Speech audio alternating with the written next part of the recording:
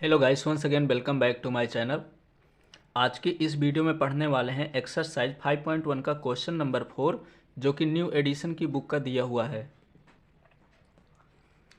Question number 4 दिया हुआ है कि निम्नलिखित में से कौन से एपी में है। यदि कोई एपी में है तो उसका सर्वांतर ज्ञात कीजिए और इसके 3 पद निकालना है। तो इस पे क्वेश्चन दिए हुए हैं, तो हमें क्या करना है, सबसे पहले ये चेक करना है कि ये समांतर श्रेणी में है कि नहीं है। अगर समांतर श्रेणी में है तो उसका सर्वांतर निकालेंगे, और सर्वांतर निकालने के बाद 3 पद और निकालने हैं। जैसे यहाँ पे 1 2 3 4 दिया है, इसके बाद के 3 पद और निकालने हैं। तो पहले में हमें चेक करना होगा कि ये सर्वांतर है कि नहीं है, सॉरी, ये समांतर श्रेणी में है कि नहीं है। तो समांतर श्रेणी में चेक करने के लिए हम पहले सर्वांतर देखते हैं। तो पहला नंबर देखेंगे, सर्वांतर हमें निकालना है D1, यानी कि पहला सर्वांतर निकालेंगे तो क्या करेंगे, दूसरे वाले पद में से प्रथम पद को घटा देंगे। ये प्रथम पद है, ये दूसरा पद है, ये तीसरा पद है और ये चौथा पद है। तो जब दूसरे वाले पद में से प्रथम पद को घटाएंगे तो इसका जो सर्वांतर आएगा वो आएगा 2, यानी कि दोनों में अंतर कितने का है, 2 का। इसी तरह से दूसरा भी चेक कर लेंगे। तो D2 निकालने के लिए हमें क्या करना होगा, A3 में से यानी कि तीसरे पद में से दूसरे पद को घटाना होगा। तीसरा पद यहाँ पे 8 है और दूसरा पद है 4। तो 8 में से 4 गया तो यहाँ पे बचेगा 4। तो हमें यहाँ पे दिख रहा है कि इसका जो सर्वांतर आ रहा है 2 है और इसका सर्वांतर 4 है। तो ये समांतर श्रेणी में नहीं होंगे। अगर दोनों के सर्वांतर बराबर होते तो वो समांतर श्रेणी में होंगे। अगर सर्वांतर बराबर नहीं आ रहे हैं तो वो समांतर श्रेणी में नहीं होंगे। तो इसमें सिर्फ लिख देंगे, अतः दी गई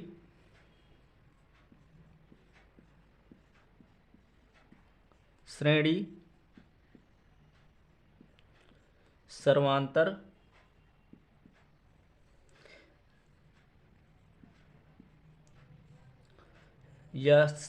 दी गई श्रेणी एपी में नहीं है, एपी में नहीं है। बस हमें इतना लिख देना है। हमें सर्वांतर चेक करना है, अगर अलग अलग आते हैं तो हमें लिख देना है कि यहाँ पे जो श्रेणी दी गई है वो समांतर श्रेणी नहीं है। अब सेकंड नंबर भी चेक कर लेते हैं इसी तरह से।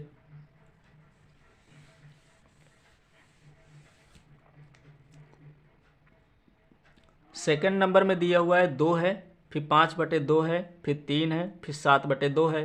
तो उसी तरह से D1 का मान निकालेंगे। तो D1 का मान निकालने के लिए वही फार्मूला कि दूसरे पद में से प्रथम पद को घटा देंगे। दूसरा पद है 5/2, घटाना है हमको 2 को। इसके नीचे कुछ नहीं है तो हमने 1 ले लिया। अब इसके डिनोमिनेटर में 2 है तो इसके भी डिनोमिनेटर में 2 होना चाहिए, तभी दोनों डिनोमिनेटर इक्वल होंगे। तो 2 का मल्टीप्लाई इसके साथ कराएंगे और 2 का मल्टीप्लाई इसके साथ करा देंगे। तो ये हो जाएगा 5/2 और ये हो जाएगा 2 2 जा 4, यानी कि 4/2। अब दोनों के डिनोमिनेटर जो हैं वो बराबर हो गए, यानी कि 2 आ गया। 5 में से 4 को घटाएंगे तो 1 आ जाएगा। तो D1 का मान आ गया 1/2। इसी तरह से हम D2 का मान चेक करेंगे। तो D2 का मान चेक करने के लिए तीसरे पद में से हमें घटाना होगा दूसरे पद को। तो इसको भी हम ये तो एलसीएम बराबर करके सॉल्व करें, या तो एक ट्रिक और है कि इसका मल्टीप्लाई इसके साथ कर दें। तो ये हो जाएगा 3 2 जा 6। फिर माइनस है तो माइनस कर दें इसको, इसको नीचे लिख दें 2 को। एक ये ट्रिक है, या तो हम एलसीएम ले करके बराबर करें। जैसे यहाँ पे क्या लिखा है, 3 लिखा है, तो 3 को हम लिख सकते हैं 3/1। अब डिनोमिनेटर बराबर करने के लिए 2 का मल्टीप्लाई इसके साथ, 2 का मल्टीप्लाई इसके साथ, यानी कि 2 × 3 और नीचे भी 2 का मल्टीप्लाई। अब माइनस का 5/2 तो है ही इधर। ये हो जाएगा 3 2 जा 6 और ये हो जाएगा 2 1 जा 2। फिर 5/2 है तो 5/2 लिख दिया। अब दोनों के डिनोमिनेटर इक्वल हो गए तो यहाँ पे 2 लिखेंगे, 6 में से 5 को सब्ट्रैक्ट करेंगे तो यहाँ पे 1 आ जाएगा। तो इस प्रकार से हमने चेक कर लिया कि इसका डिनोमिनेटर इक्वल है। आगे एक और चेक कर लेंगे, D3 का मान भी निकाल लेंगे, कहीं ऐसा तो नहीं कि उसका अलग हो। तो D3 निकालने के लिए चौथे पद में से तीसरे पद को घटाना होगा, यानी A3 में से A2 को घटाना होगा। चौथे पद में से तीसरे पद को घटाना होगा। चौथा पद है 7/2, तीसरा पद है यहाँ पे 3, तो इसके नीचे डिनोमिनेटर नहीं है तो हम 1 ले लेंगे और उसी तरह से एलसीएम बराबर कर लेंगे। तो ये 7/2 ही रहेगा और ये 3 2 जा 6 और 2 1 जा 2 हो जाएगा। तो 2 दोनों का एलसीएम सेम है तो 2 लिखेंगे और 7 में से 6 को सब्ट्रैक्ट करेंगे तो ये आ जाएगा 1। तो इस प्रकार से हमने देखा कि जो सर्वांतर हैं वो सबके बराबर हैं। तो अगर सर्वांतर बराबर है तो हमें सर्वांतर लिखना है, अब बाद में 3 पद और निकालना है। तो सर्वांतर तो हमें पता चल गया कि 1/2 है। अब इसको आगे भी सॉल्व करना है तो इसको मैं इरेज किए दे रहा हूँ, इसके बाद हम सॉल्व करेंगे। पहले इतना सॉल्व करके दिखाना भी पड़ेगा, फिर इसके बाद नीचे सॉल्व करेंगे। तो सर्वांतर आया है जिसको हम D से प्रदर्शित करते हैं, तो D का मान आया है 1/2, यानी कि सभी के बीच का जो अंतर है वो 1/2 का है। अब हमें 3 पद और निकालने हैं, यानी कि पहला पद दिया है A1 का मान दिया है, A2 का मान दिया है, A3 का मान दिया है, A4 का मान दिया है। हमें यहाँ पे A5 का मान निकालना है, A6 का मान निकालना है और A7 का मान निकालना है। 4 पद दिए हैं, 3 और पद निकालने हैं। तो यहाँ पे लिखेंगे, पहले हमें A5 का मान निकालना है तो लिखेंगे A5 लिख सकते हैं या T5 लिख सकते हैं। T का मतलब होता है टर्म को हिंदी में पद कहते हैं। तो इस तरह से हमें A5 निकालना है। तो इसका फार्मूला होता है, जैसे मैंने क्वेश्चन नंबर 2 में भी बताया था कि A तो रहेगा, प्रथम पद तो रहेगा सब में। अगर यहाँ पे 5 है तो 5 की जगह 1 कम करके रखेंगे 4 और यहाँ पे सर्वांतर से मल्टीप्लाई करा देंगे। अब ये आया कहाँ से है कि हमने फार्मूला पढ़ा था कि AN बराबर होता है A plus N-1 into D। हमें 5वां पद निकालना है, यानी कि N की जगह 5 लिखना होगा। तो ये A प्लस 5 माइनस 1, तो इसमें 5 में से 1 गया तो A प्लस 4D आएगा। यानी जितना पूछेगा उसका 1 कम करके D से मल्टीप्लाई करा देना है तो हमारा वही टर्म आ जाएगा। तो A प्लस 4D का मान निकालना है तो A प्लस 4D का मान हम यहाँ से निकाल लेंगे। A का मान हमें पता है कि जो प्रथम पद है वो 2 है। 4 D का मान है 1/2 आया है क्योंकि यहाँ पे दिया हुआ है। 2 से इसको काटेंगे, 2 1 जा 2, 2 2 जा 4, तो ये आ जाएगा 2 प्लस 2 1 जा 2 और 2 में से 2 को प्लस करेंगे तो ये आ जाएगा 4। इस तरह से हमने A5 का मान निकाल लिया। अब हमें निकालना है A6 का मान। A6 के लिए फार्मूला क्या हो जाएगा, A प्लस 5D, क्योंकि मैंने बताया था कि यहाँ से 1 कम करके D का साथ मल्टीप्लाई करा देंगे। A का मान वही 2 रखेंगे, 5 है तो 5 और D का मान 1/2, ये 2 हो गया। 5 1 जा 5 हो जाएगा और नीचे 2 है। या तो हम इसका डिनोमिनेटर बराबर करके हल करें या तो इसका मल्टीप्लाई इसके साथ कर दें। तो 2 2 जा 4, 4 और 5 हो जाएगा 9। तो A6 का मान आ गया 9/2। इसी तरह से हमें A7 का मान भी निकालना है तो वही formula A plus 6D। A का मान यहाँ पे 2 है, 6 इंटू D का मान 1/2, 2 1 जा 2, 2 से इसको काट दिया, 3 बार में गया, 3 1 जा 3, 3 और 2 हो जाएगा यहाँ पे 5। तो इस प्रकार से हमने 5वां पद, 6वां पद और 7वां पद निकाल लिया। तो लिखेंगे अतः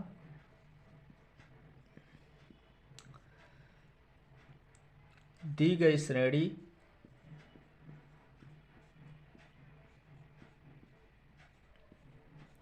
एपी में है। पहले हमें यह भी लिखना पड़ेगा कि ये श्रेणी एपी में है और इसके 3 पद तथा लिखेंगे यहाँ पे तथा फिर क्वेश्चन में दिया हुआ है कि इसके 3 और पद, इसके 3 और पद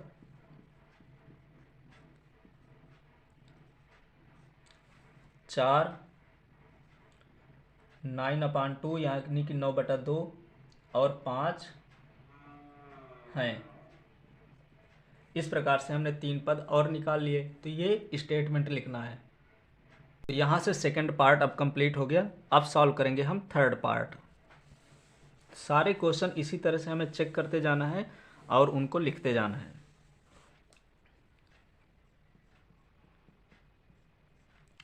थर्ड नंबर में दिया हुआ है कि माइनस का 1.2 कॉमा, फिर इसके बाद है माइनस का 3.2, फिर कॉमा है माइनस का 5.2 है, फिर कॉमा माइनस का 7.2 है। तो हम इनके सर्वांतर चेक करेंगे। तो 0.2 तो सबके पीछे है। यहाँ से देखेंगे तो 2 नंबर का अंतर है, यहाँ भी देखेंगे तो 2 का अंतर हमें दिखाई दे रहा है, यहाँ भी है तो 2 का अंतर है। तो हमें श्रेणी देखने से ही पता चल गई कि यहाँ पे सर्वांतर जो है सबके बराबर हैं। फिर भी हम निकाल करके देख लेते हैं एक बार। तो उसी तरह से हमें D1 का मान पहले निकालना है। तो D1 का मान निकालने के लिए दूसरे पद में से प्रथम पद को घटाना होगा, पर इस माइनस की वजह से ये माइनस प्लस हो जाएगा और ये 1.2, और जब इसको घटाएंगे तो वही माइनस का 2 आ जाएगा, क्योंकि 3.2 में से 1.2 को सब्ट्रैक्ट करेंगे तो 2 में से 2 तो चला जाएगा, कुछ नहीं बचेगा, 0 आएगा, और 3 में से 1 गया तो 2 आ गया। माइनस का बड़ा है तो साइन माइनस का हो जाएगा। इसी तरह से यहाँ पे लिखे दे रहे हैं माइनस का 2 बचेगा। अगर हमें D2 का मान निकालना है तो D2 का मान भी क्या हो जाएगा, तीसरे पद में से दूसरे पद को घटाएंगे, यानी कि माइनस का 5/2 में से माइनस करना है -3/2 को, तो ये माइनस माइनस इसको भी प्लस कर देगा। तो इनको जब घटाएंगे तो ये भी माइनस का 2 आएगा। इसी तरह से D3 निकालेंगे तो वो भी माइनस का ही आएगा। तो D3 निकालने के लिए चौथे पद में से, यानी कि माइनस का 7/2 में से हमें घटाना है माइनस का 5/2, तो माइनस माइनस प्लस 5.2, तो इनको जब घटाएंगे तो ये भी माइनस का 2 आएगा। तो इससे पता चल गया कि जो सर्वांतर है वो सभी का बराबर है। इतना लगाने के बाद हमें लिखना होगा कि अतः दी गई श्रेणी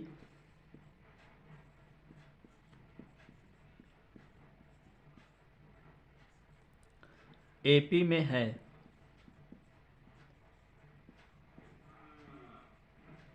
एपी में है।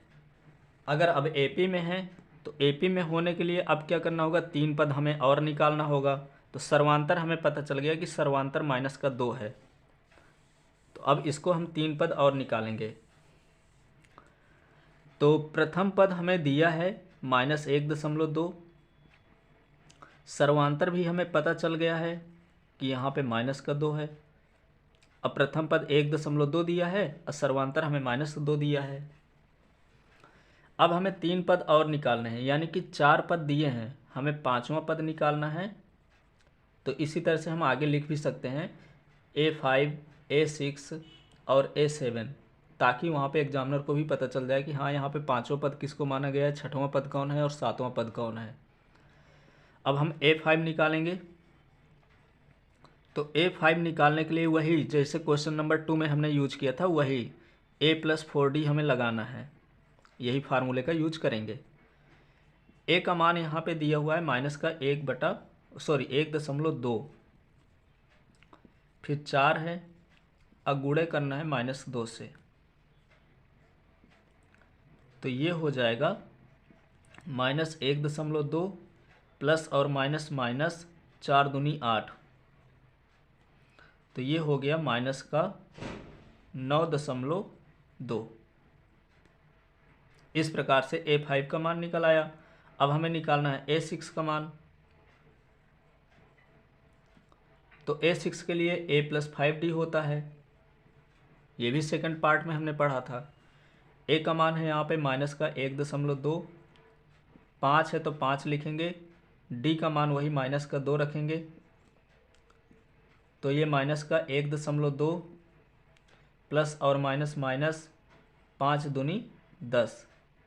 अब दोनों नंबर निगेटिव हैं तो दोनों नंबर प्लस हो जाएंगे, पर साइन माइनस का रहेगा। 10 और 1 हो जाएगा यहाँ पे 11.2, तो छठवां पद निकल आया। अब सातवां पद निकालना है, तो A + 6D।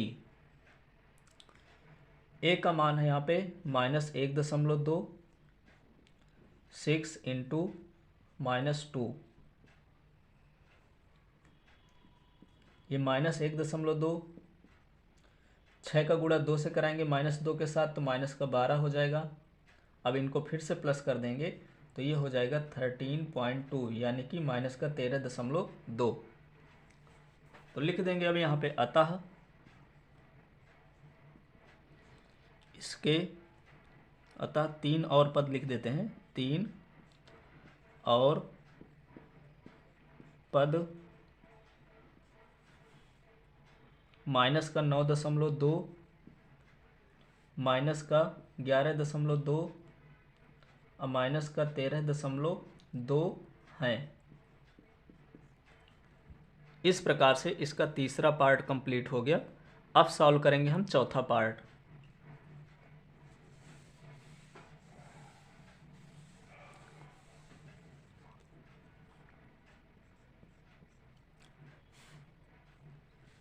चौथा पार्ट में दिया है -10, फिर -6, इसी तरह से -2 और फिर यहाँ पे 2 है। तो इनके भी हम उसी तरह से पहले चेक करेंगे कि सर्वांतर बराबर है कि नहीं है। तो D1 का मान निकालेंगे। तो D1 का मान निकालने के लिए दूसरे पद में से प्रथम पद को घटाना होगा। तो घटाने के लिए माइनस का यूज करते हैं, पर इस माइनस की वजह से ये प्लस हो जाएगा। तो 10 में से 6 को घटाएंगे तो 4 आ जाएगा। इसी तरह से अगर हम D2 का मान निकालते हैं तो तीसरे पद में से दूसरे पद को घटाना होगा, तो माइनस माइनस प्लस हो जाएगा और ये हो जाएगा 6। अब 6 में से 2 को सब्ट्रैक्ट करेंगे तो ये भी 4 आ जाएगा। इसी तरह से हमें D3 निकालना है।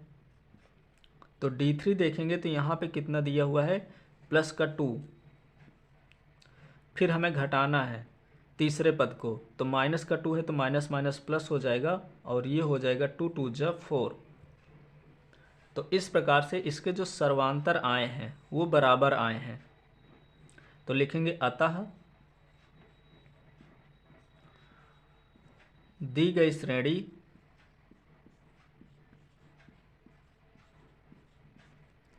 AP में है।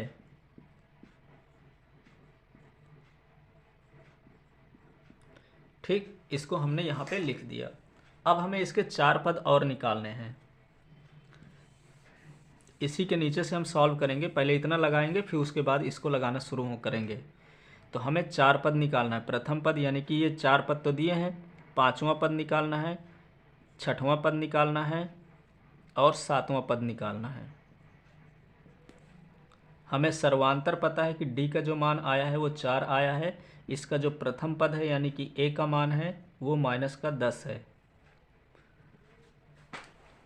तो A5 निकालेंगे। तो A5 निकालने के लिए हमें फार्मूला रखना होगा A + 4D, यानी कि A कम। A का मान है -10, 4 का गुणा 4 से करा देंगे क्योंकि D का मान 4 है। तो ये हो जाएगा -10, 4 × 4 = 16, और जब सब्ट्रैक्ट करेंगे तो यहाँ पे आएगा 6। तो A5 का मान 6 आ गया। इसी तरह से A6 का मान निकालेंगे तो ये हो जाएगा A + 5D। तो इनका जो मान रखेंगे तो मान रखने के बाद आंसर सॉल्व करेंगे कितना आ रहा है। तो A का मान है -10, फिर 5 × 4 करना होगा तो ये -10, 5 4 जा 20 हो जाएगा और 20 में से 10 को सब्ट्रैक्ट करेंगे तो ये आ जाएगा +10। इसी तरह से A7 हमें निकालना है तो A7 निकालने के लिए यहाँ पे लिखेंगे A + 6D। अब इनका मान रखेंगे तो A का मान यहाँ पे -10 है, +6 × 4 तो ये हो जाएगा -10 + 6 4 जा 24 और इन दोनों को सब्ट्रैक्ट करेंगे तो ये आ जाएगा +14। तो यहाँ से हमारा A5 का मान आ गया, A6 का मान आ गया और A7 का मान आ गया, यानी कि 3 टर्म और आ गए हमारे। तो लिखेंगे अतः 3 और पद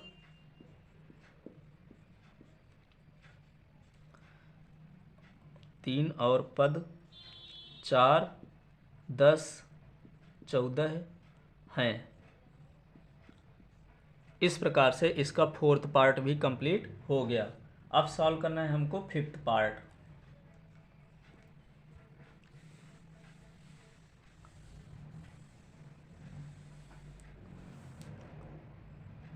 इसी तरह से 5th पार्ट है इसका कि 3 + √2 और 3 + 2 √2, 3 + 3 √2। इसके आगे हमें चेक करना है कि ये समांतर श्रेणी में है कि नहीं है। तो सबसे पहले समांतर श्रेणी में हम निकालेंगे तो यहाँ से दिख भी रहा है कि ये सीरीज जो दी हुई है वो समांतर श्रेणी में है। जैसे यहाँ पे √2 नहीं है, फिर यहाँ पे 1 √2 बढ़ गया, फिर यहाँ पे 2 √2 बढ़ गए, फिर यहाँ पे 3 √2 बढ़ गए, फिर आगे 4 होगा, फिर आगे 5 होगा, फिर आगे 6 होगा। तो इस तरह से ये जो श्रेणी दी हुई है वो समांतर श्रेणी में दी हुई है, पर हमें चेक करना होगा। तो हम पहले D1 निकालेंगे। तो D1 का मतलब क्या होता है कि इन दोनों के बीच का डिफरेंस, ये दूसरा टर्म होता है और ये पहला टर्म होता है। तो हम दूसरे टर्म में से यानी दूसरे पद में से पहले पद को सब्ट्रैक्ट करते हैं। दूसरा पद है 3 + √2 और हमें सब्ट्रैक्ट करना है √3 को। तो यहाँ तो √3 से √3 कट जाएगा और इनका जो कॉमन डिफरेंस आ जाएगा वो √2 आ जाएगा। इसी तरह D2 भी निकालेंगे। तो D2 निकालने के लिए क्या करेंगे, तीसरे पद में से दूसरे पद को सब्ट्रैक्ट करेंगे, यानी कि A3 में से A2 को सब्ट्रैक्ट करेंगे। तो A3 का मान है 3 + 2 √2 और A2 का मान है यहाँ पे माइनस है, तो माइनस की वजह से हमें ब्रैकेट लगाना होगा 3 + √2। अब जब ये ब्रैकेट ओपन होगा तो इसको तो आगे उसी तरह लिखेंगे 3 + 2 √2। ये ब्रैकेट जब ओपन होगा तो ये प्लस का 3 है तो माइनस का 3 हो जाएगा और ये प्लस का √2 है तो माइनस का √2 हो जाएगा। तो 3 से 3 कैंसिल हो जाएगा क्योंकि एक प्लस का है एक माइनस का है। अब 2 में से 1 √2 सब्ट्रैक्ट करेंगे तो 1 √2 बचेगा अभी। फिर इसी तरह से D3 भी निकालेंगे। D3 में निकालने के लिए हम क्या करेंगे कि A4 में से यानी कि चौथे पद में से तीसरे पद को घटाएंगे। चौथा पद है यहाँ पे 3 + 3 √2 और तीसरा पद यहाँ पे दिया हुआ है 3 + 2 √2। ये हो गया। अब इसका भी ब्रैकेट ओपन करेंगे तो ये 3 + 3 √2 है, -3 हो जाएगा और ये भी माइनस का 2 √2 हो जाएगा। तो 3 से 3 कट जाएंगे। यहाँ पे 3 √2 में से 2 √2 सब्ट्रैक्ट करेंगे तो 1 √2 अभी बचेगा। तो इस प्रकार से हमने देखा यहाँ पे कि जो कॉमन डिफरेंस है तो सभी के कॉमन डिफरेंस यहाँ पे बराबर हैं। तो लिखना पड़ेगा अतः दी गई श्रेणी AP में है, AP में है। तो इस प्रकार से हमें ये तो पता चल गया कि ये AP में है, इसके अब हमें 3 पद और निकालने हैं। 4 पद दिए हैं, 3 पद और निकालेंगे। तो इतना करने के बाद यहाँ से सॉल्व करेंगे इसी के नीचे से। तो इसको मैं इरेज किए दे रहा हूँ। हमें यहाँ पे ये पता चल गया कि जो सर्वांतर है यानी कि डी है वो √2 है। जो प्रथम पद है, फर्स्ट टर्म जिसे कहते हैं, ये 3 है। आगे के हमें 3 पद और निकालना है, 1 2 3। तो अगर हम देखें तो ये A1 है, ये A2 है, ये A3 है, ये A4 है, ये A5 होगा और ये A6 होगा और ये A7 होगा। तो इनके हम मान निकाल लेंगे। तो सबसे पहले A5 का निकालेंगे। तो A5 निकालने के लिए बताया था कि इसका होता है A 5 में से 1 कम यानी कि 4D। तो इनका मान रख देंगे। A का मान है 3 4 और D का मान √2 है। तो ये आ गया 5वां पद। 6वां पद इसी तरह से निकालेंगे। तो ये हो जाएगा A + 5D। तो A का मान यहाँ पे 3 है, 5 को 5 ही लिखेंगे और D की वैल्यू √2 है। तो इस तरह से ये 6वां पद आ गया। अब 7वां पद निकालेंगे। तो 7वां पद हो जाएगा A + 6D। तो A का मान यहाँ पे 3 है और 6 है तो 6 ही लिखेंगे और D की वैल्यू √2। तो इस प्रकार से हमने 5वां 6वां 7वां पद निकाल लिया, क्योंकि 3 पद ही हमें निकालना था उसके आगे के। अतः AP के 3 और पद, पहला है 3 + 4 √2 और दूसरा है 3 + 5 √2 और तीसरा यहाँ पे लिख देंगे 3 + 6 √2 हैं। इस प्रकार से इसका 5th पार्ट भी कंप्लीट हो गया। अब सॉल्व करते हैं 6th पार्ट।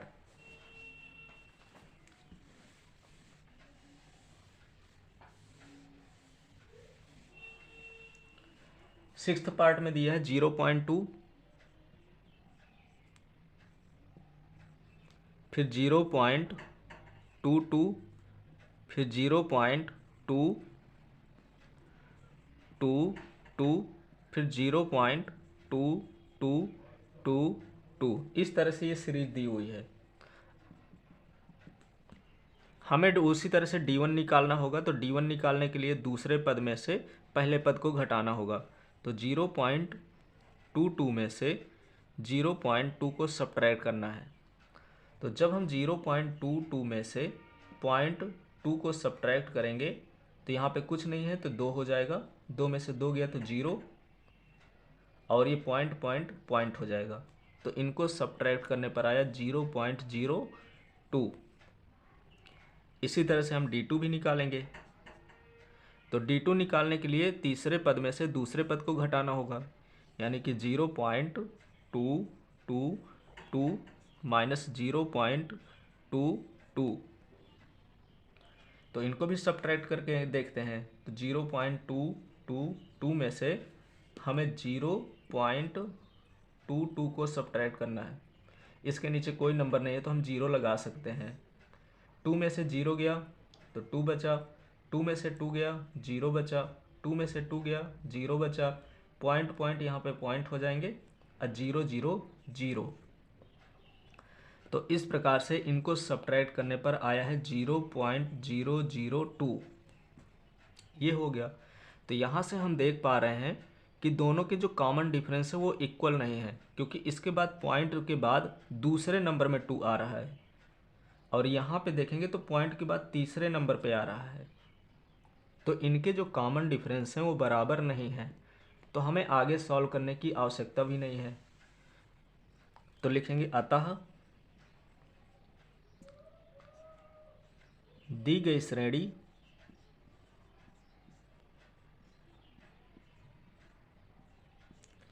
एपी में नहीं है। एपी में नहीं है। तो इस प्रकार से इसका 6 पार्ट कंप्लीट हो गया। तो अगर ये एपी में नहीं है तो हमें आगे के टर्म भी नहीं निकालना है। अगर एपी में होते तो हमें आगे के 3 टर्म और निकालने होते। तो यहाँ से ये कंप्लीट हो गया। अब सॉल्व करेंगे 7th नंबर।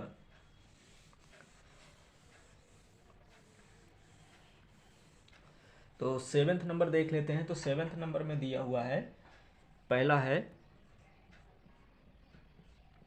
0 है, फिर -4 है, फिर -8 है, फिर -12 है। इसी तरह से आगे कुछ नहीं है। 4 टर्म दिए हुए हैं। अगर ये समांतर श्रेणी में होगा तो 3 टर्म हम और निकाल लेंगे। तो इनका पहले सर्वांतर चेक करेंगे। तो D1 का मान निकालेंगे। तो उसी तरह से A2 - A1 करेंगे, यानी कि द्वितीय पद में प्रथम पद को घटा देंगे। तो ये -4 है और -0 करेंगे तो ये तो -4 ही आएगा। इसी तरह D2 का मान निकालेंगे। तो D2 का मान निकालने के लिए तीसरे पद में से दूसरे पद को घटाना होगा। तो तीसरा पद ये है, फिर माइनस होता है, फिर दूसरा पद -8 है तो ये माइनस की वजह से प्लस हो जाएगा। तो -8 में से प्लस को 4 सब्ट्रैक्ट करेंगे तो ये -4 आएगा, क्योंकि माइनस का बड़ा है प्लस का छोटा है। इसी तरह से D3 निकालेंगे। तो D3 निकालने के लिए A4 में से A3 करेंगे। A4 की वैल्यू -12 है तो -12 लिख दिया, फिर माइनस लगा दिया। तीसरा पद है -8 तो यह माइनस माइनस प्लस हो जाएगा। -12 में से 8 को सब्ट्रैक्ट करेंगे तो ये -4 हो जाएगा। तो इस प्रकार से हम देख पा रहे हैं यहाँ से कि जो कॉमन डिफरेंस है वो सभी के इक्वल हैं। तो अगर कॉमन डिफरेंस बराबर होते हैं, यानी कि सर्वांतर बराबर होते हैं, तो वो समांतर श्रेणी में होती है। तो लिखना भी पड़ेगा, अतः दी गई श्रेणी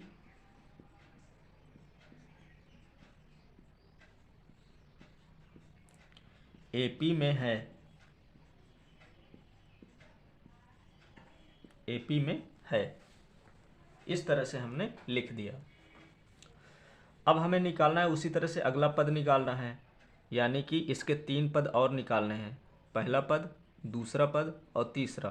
पर यहाँ पे 4 पद दिए हुए हैं तो ये 5वां पद होगा, ये 6वां पद होगा और ये होगा 7वां पद।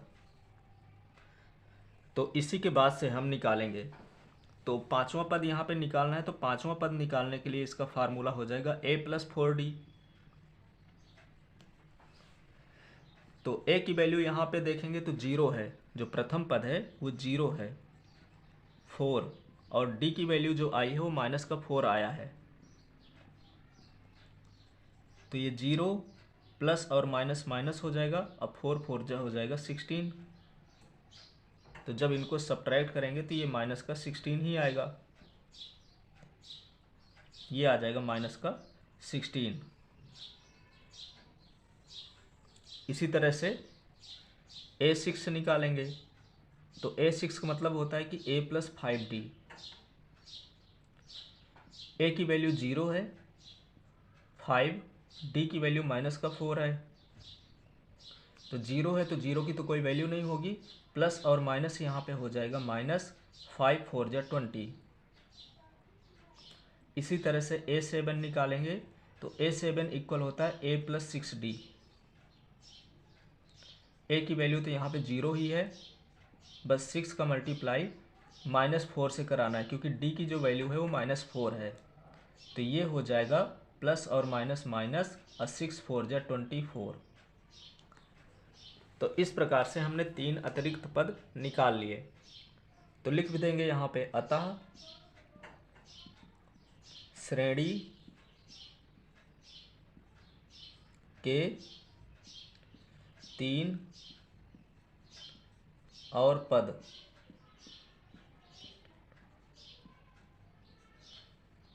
पहला है -16, दूसरा आया है -20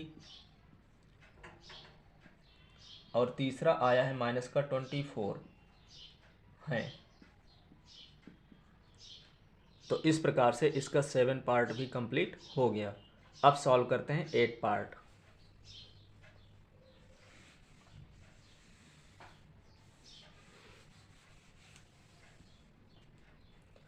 8 पार्ट में दिया है -1/2,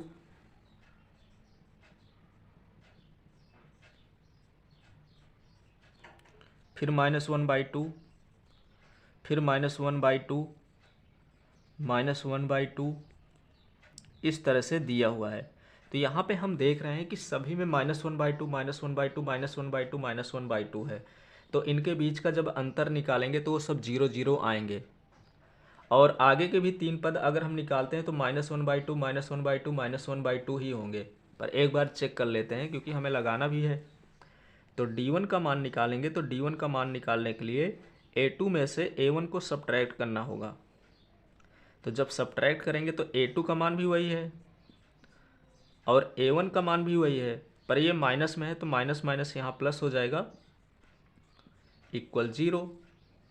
इसी तरह से D2 का मान निकालेंगे तो A3 माइनस A2 हो जाएगा। ये भी माइनस का 1/2 और ये प्लस का 1/2 हो जाएगा क्योंकि माइनस सभी में लगा हुआ है। तो ये भी सब्ट्रैक्ट करेंगे तो 0 आएगा।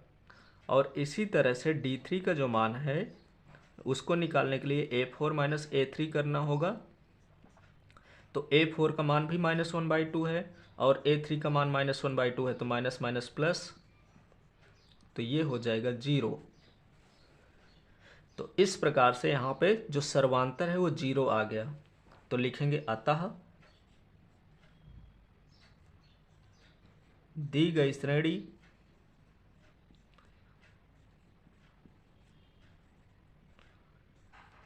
AP में है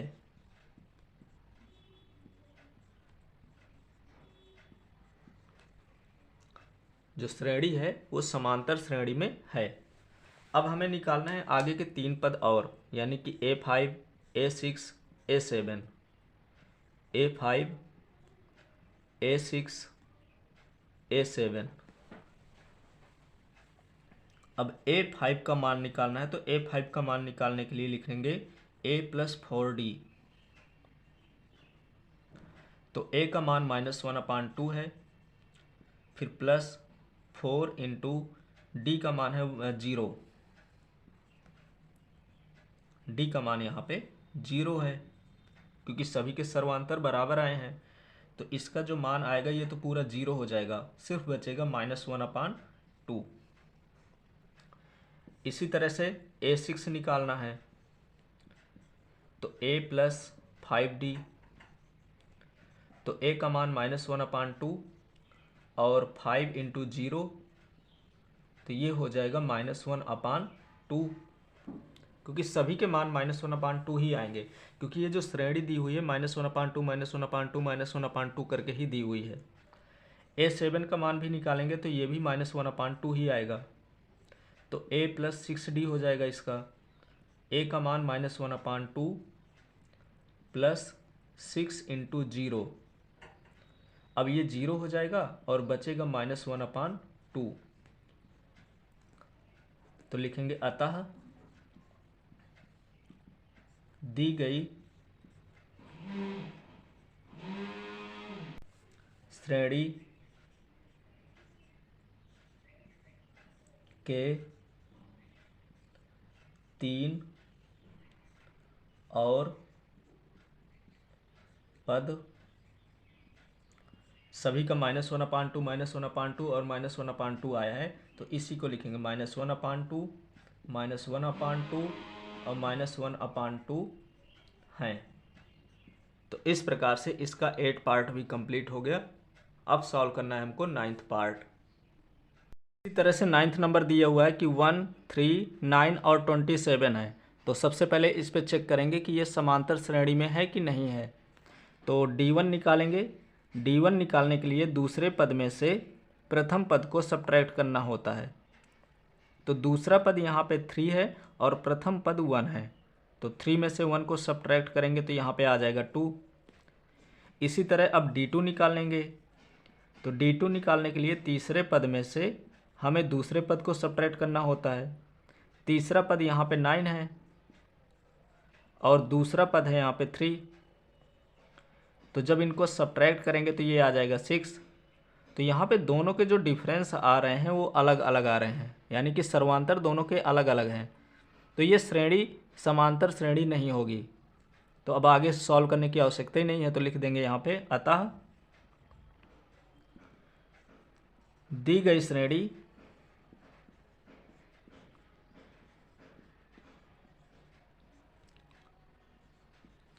एपी में नहीं है,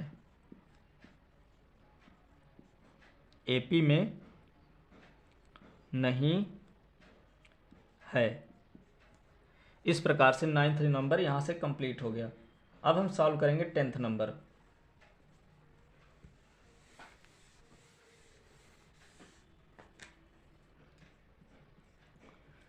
तो 10th नंबर में दिया हुआ है a, फिर इसके बाद है 2a, फिर 3a, फिर 4a। फिर हमें इसके अगर ये समांतर श्रेणी में होगी तो इसके 3 पद और निकालना है, यानी कि पहला पद, दूसरा, तीसरा, चौथा, 5वां पद हमें निकालना होगा, फिर 6वां पद निकालना होगा और फिर 7वां पद निकालना होगा। तो पहले हम ये चेक करेंगे कि ये सर्वांतर इनके बराबर है कि नहीं है। तो उसी तरह से d1 का मान निकालेंगे। तो दूसरे पद में से पहले पद को घटाना होगा, यानी कि 2a में से a को घटाएंगे। तो यहाँ पे 2a में से जब a को सब्ट्रैक्ट करेंगे तो a आएगा। इसी तरह आगे भी चेक कर लेंगे d2 का मान। तो यहाँ पे तीसरे में से दूसरे पद को घटाएंगे, यानी कि 3a माइनस 2a। तो जब सब्ट्रैक्ट करेंगे तब भी यहाँ पे a आएगा, क्योंकि 3a में से 2a सब्ट्रैक्ट हो जाएंगे तो एक a बचेगा। इसी तरह से d3 का मान निकालेंगे। तो d3 का मान निकालेंगे तो चौथे पद में से हमको तीसरा पद सब्ट्रैक्ट करना होगा। तो यहाँ भी 4a में से 3a चले जाएंगे तो एक a बचेगा। तो हमने d1 का मान भी निकाल लिया, d2 का मान भी निकाल लिया और d3 का मान भी निकाल लिया, और तीनों के मान बराबर आ रहे हैं। अगर तीनों के मान बराबर हैं तो वो समांतर श्रेणी में होगा। तो लिखेंगे अतः दी गई श्रेणी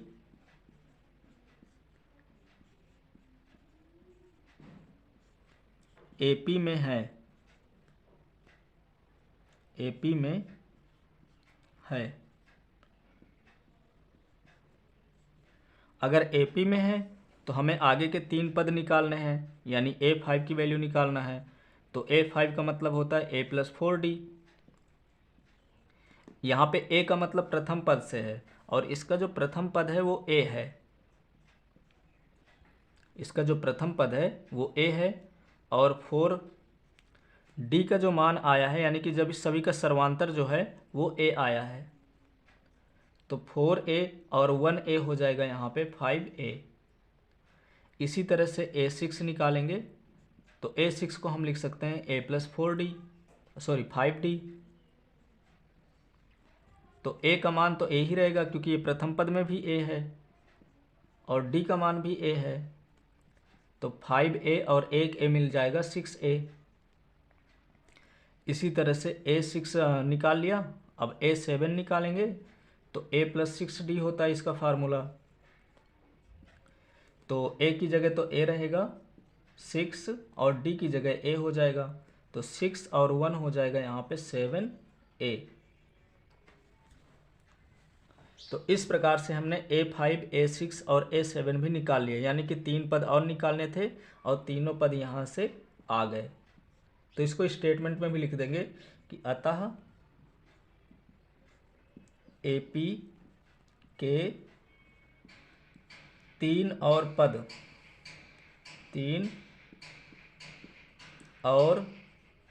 पद, पहला है 5a, 6a, 7a हैं। इस तरह से इसका 10th नंबर भी कंप्लीट हो गया। अब सॉल्व करेंगे 11th नंबर।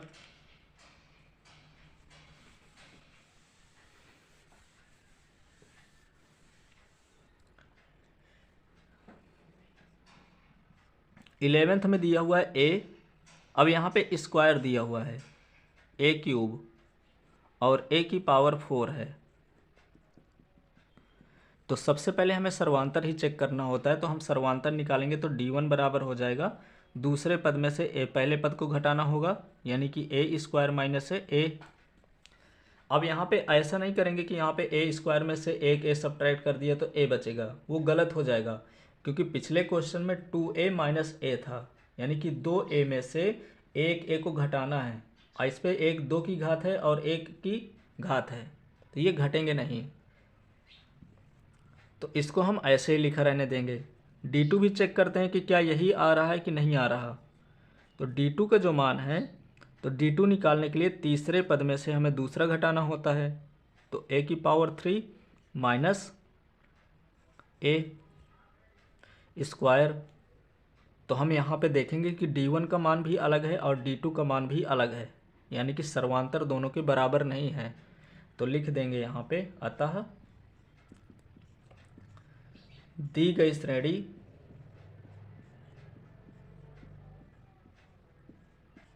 एपी में नहीं है।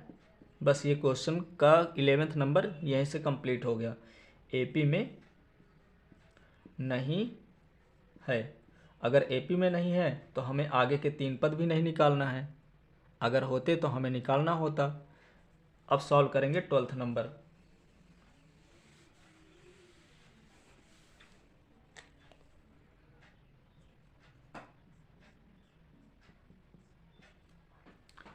ट्वेल्थ नंबर में देखेंगे तो 12th नंबर में दिया हुआ है √2, फिर √8, फिर √18, फिर इसके बाद है √32। अब हमें क्या करना है, इनका सर्वांतर चेक करना है, यानी कि d1 का मान निकालना है। तो d1 का मान निकालने के लिए दूसरे पद में से पहले पद को घटाना होगा, तो √8 माइनस √2 हो जाएगा। अब यहाँ पे √8 है, तो इसके बारे में भी पहले देख लेते हैं कि √8 को हम लिख सकते हैं 2 इंटू 2 इंटू 2। अब यहाँ से पेयर बनाएंगे तो 1 2 बाहर आ जाएगा, इसका पेयर नहीं बन रहा तो ये रूट में रह जाएगा। तो हम √8 को इस प्रकार से भी लिख सकते हैं कि 2√2 माइनस √2। अब यहाँ पे देखेंगे तो 2√2 माइनस √2 है, तो ये 2√2 में से एक √2 सब्ट्रैक्ट हो जाएगा, तो अभी एक √2 बचेगा, तो यहाँ पे लिख देंगे √2। अब इसी तरह से d2 का मान भी निकाल लेंगे।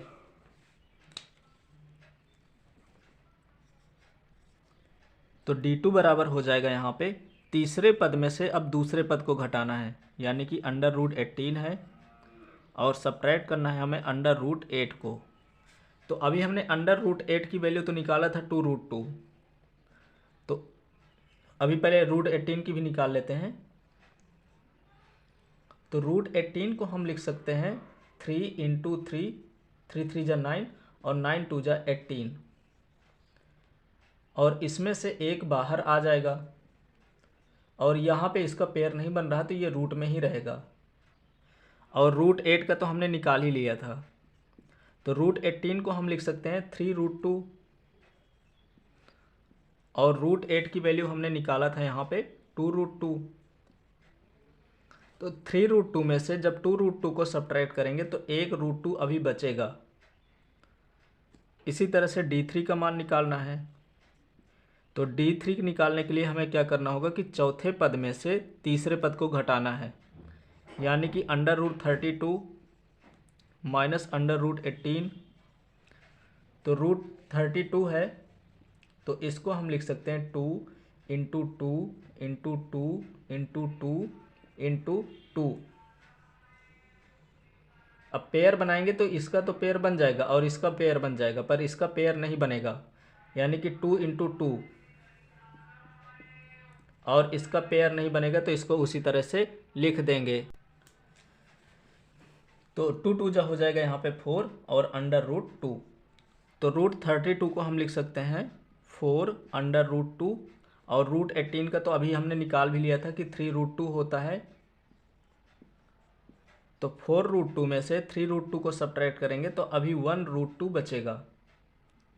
तो इस प्रकार से इनके जो सर्वांतर हैं वो बराबर हैं। तो अगर सर्वांतर बराबर हैं तो श्रेणी जो होगी वो समांतर श्रेणी में होगी। तो हम लिखेंगे अतः दी गई श्रेणी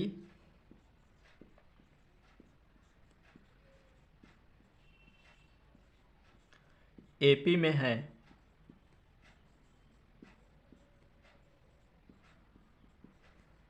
अगर ये श्रेणी एपी में है तो हमें इनके 3 पद और निकालने हैं।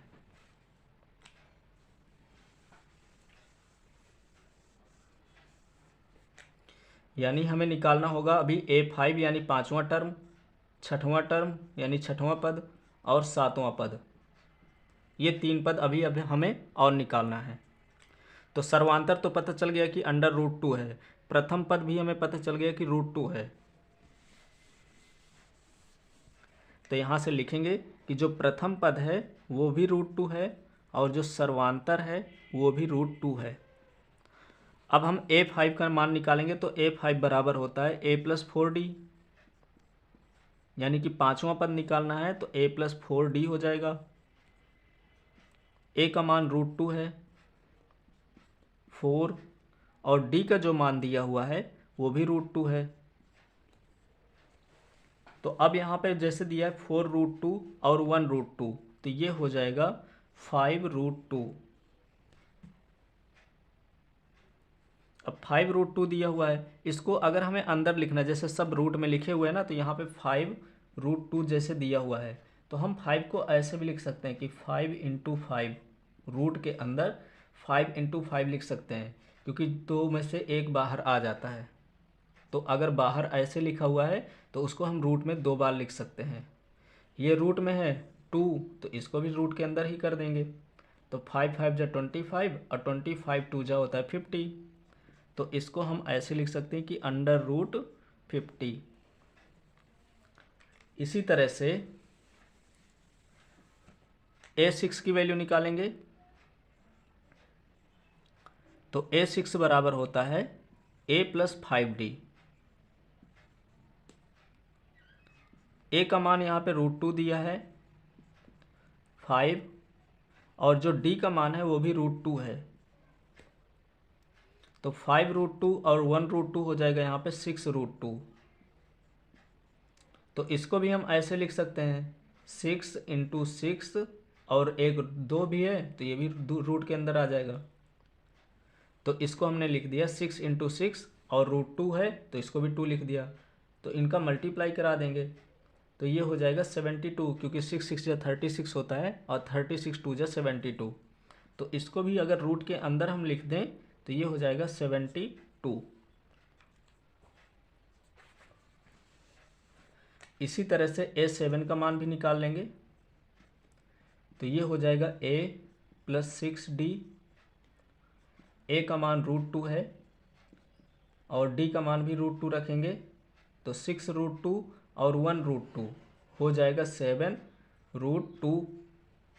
इसको भी रूट के अंदर लिखना चाहें तो ये हो जाएगा 7 × 7 और 2 तो है ही, 7 7 जा 49 अब 49 2 जा होता है 98। तो इस प्रकार से हमने यहाँ पे 5वां पद, 6वां पद और 7वां पद निकाल लिया क्योंकि हमसे 3 ही कहा था। तो लिखेंगे अतः AP के 3 और पद √50, √72, √98 हैं। तो इस प्रकार से इसका 12th नंबर भी कंप्लीट हो गया। अब सॉल्व करना है 13th नंबर।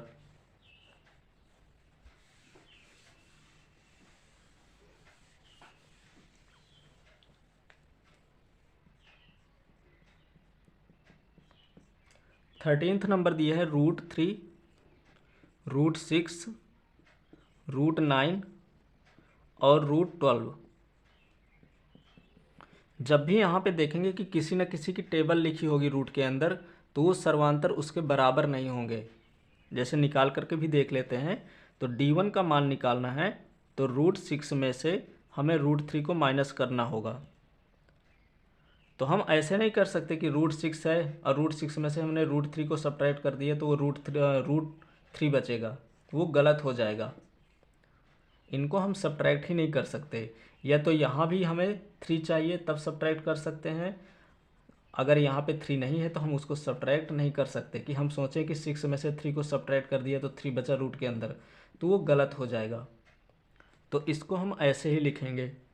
इसी तरह से D2 का मान देखेंगे तो D2 का मान निकालने के लिए थर्ड टर्म में से सेकंड टर्म को सब्ट्रैक्ट करना होगा। तो ये √9 है और √9 में से √6 को हम सब्ट्रैक्ट करेंगे तो यही आएगा। तो इस प्रकार से जो दी गई श्रेणी है यहाँ पे वो समांतर श्रेणी में नहीं है, क्योंकि दोनों के सर्वांतर अलग अलग आ रहे हैं। तो लिखेंगे अतः दी गई श्रेणी एपी में नहीं है।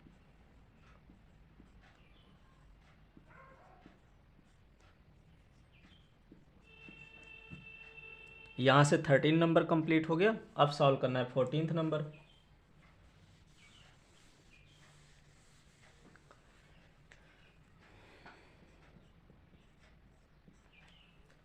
14th नंबर में दिया हुआ है यहाँ पे कि 1 का स्क्वायर,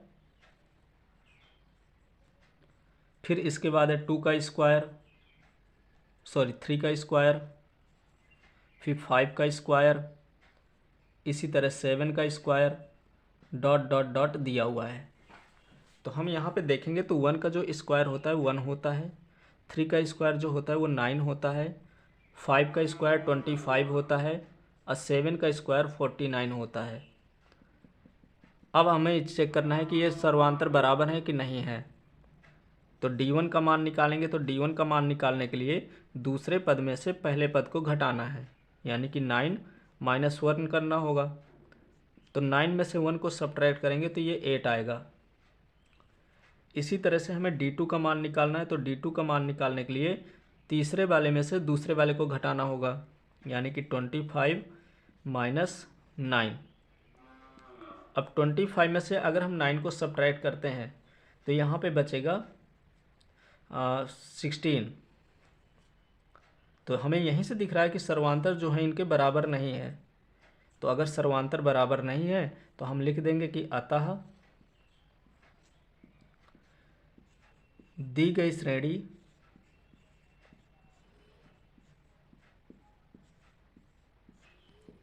एपी में नहीं है।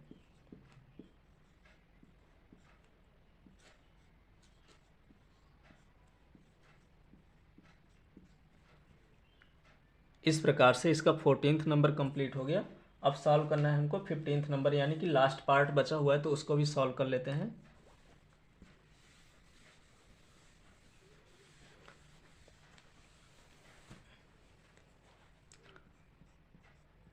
फिफ्टींथ नंबर दिया हुआ है कि 1 का स्क्वायर, फिर 5 का स्क्वायर, फिर इसके बाद है 7 का स्क्वायर और फिर इसके बाद 73 नंबर दिया हुआ है। तो 1 का स्क्वायर 1 होता है, 5 का स्क्वायर 25 लिखेंगे, 7 का स्क्वायर होता है 49 और ये 73 है तो 73 लिखेंगे। अब इसके बाद सर्वांतर निकालेंगे तो D1 पहले निकालना होगा। तो D1 की वैल्यू निकालने के लिए 25 में से 1 को सब्ट्रैक्ट करना है। तो 25 में से 1 को सब्ट्रैक्ट करेंगे तो ये आ जाएगा 24। अब इसी तरह से D2 निकालेंगे। तो D2 निकालने के लिए तीसरे पद में से दूसरे पद को सब्ट्रैक्ट करना है, यानी कि 49 - 25। इनको सब्ट्रैक्ट कर दिया तो 9 में से 5 गया तो 4 बचेगा। अब 4 में से 2 को सब्ट्रैक्ट करेंगे तो 2 आएगा। अब दोनों तो बराबर आ रहे हैं, तीसरा भी चेक कर लेते हैं। तो D3 निकालने के लिए चौथे पद में से यानी कि 73 में से 49 को सब्ट्रैक्ट करना है। तो इनको भी जब सब्ट्रैक्ट करेंगे तो ये भी 24 ही आएगा। तो इस प्रकार से तीनों के सर्वांतर जो हैं बराबर में है। तो अगर तीनों के सर्वांतर बराबर में है तो ये श्रेणी समांतर श्रेणी में है। तो लिखेंगे अतः दी गई श्रेणी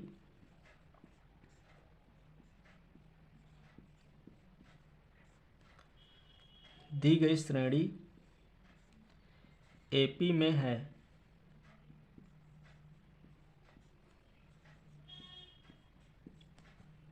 यहाँ से अब हमें पता चल गया कि ये श्रेणी जो है एपी में है, तो हमें 3 टर्म और निकालने हैं, पहला दूसरा तीसरा, यानी कि पहला दूसरा तीसरा चौथा तो दिया है, तो इसको हम A5 कहेंगे, A6 और A7।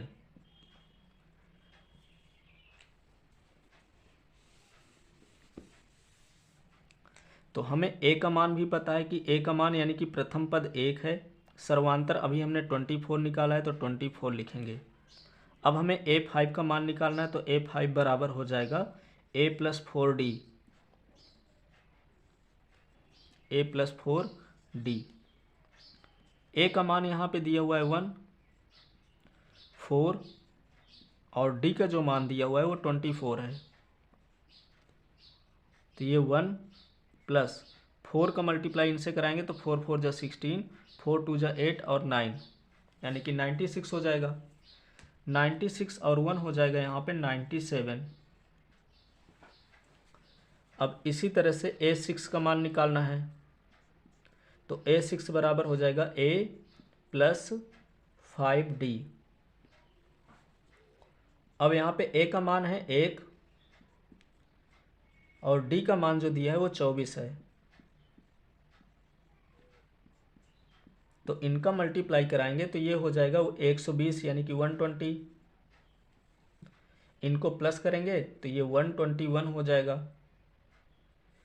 इसी तरह से A7 का मान निकालना है, तो A+6D। अब यहाँ पे A का मान 1 है, 6 लिखेंगे और D का मान दिया हुआ है 24, तो ये हो जाएगा 1 प्लस 6 का मल्टीप्लाई इससे करेंगे तो 6 4 जा 24 होता है, 2 कैरी, 6 2 जा 12 और 2 144 हो जाएगा, और इनको प्लस करेंगे तो 145 हो जाएगा। इस प्रकार से हमने 3 पद और इसके निकाल लिए, तो लिखेंगे अतः एपी के 3 और पद 97, ये 121 है तो 11 का स्क्वायर होता है, तो हम 11 का स्क्वायर लिख दें या 121 लिख दें, और 145 हैं।